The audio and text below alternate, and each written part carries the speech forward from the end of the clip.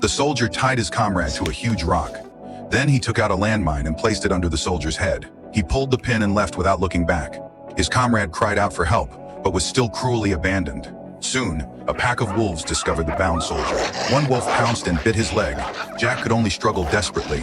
In the chaos, the landmine rolled aside. An explosion rang out, and the wolves were thrown back. But this was only the beginning of the nightmare. At this moment, a group of Afghan villagers arrived. They saw Jack. A woman remembered her relatives who had been killed by Soviet troops.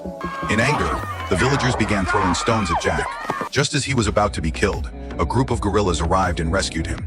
Their leader did not kill him but took him back to the camp. To repay their life-saving kindness, Jack repaired their rocket launcher. Then he decided to join them to seek revenge. Meanwhile, a Soviet tank was speeding through a canyon. The soldiers on board thought they would soon escape. Just as they were celebrating, the commander noticed something amiss and immediately ordered a stop. Ahead of them was a massive cliff. They had no choice but to turn back.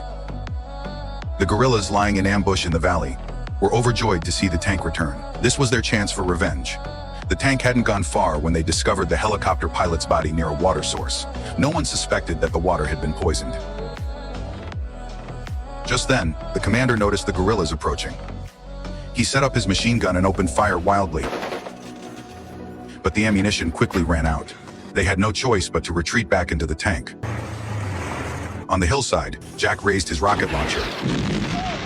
Aiming at the tank, the rocket whistled out but failed to penetrate the armor. The tank continued to advance. Just when everyone thought the plan had failed, a deafening roar came from the mountaintop.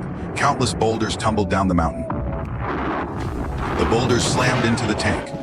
The tracks snapped, the turret jammed, the tank was completely disabled. Fuel began to leak continuously. Jack stepped forward. He pulled out a bomb. He threw it directly next to the tank. Another explosion rang out. The soldiers trapped inside the tank finally couldn't hold on any longer. They opened the hatch, raised their hands. They chose to surrender.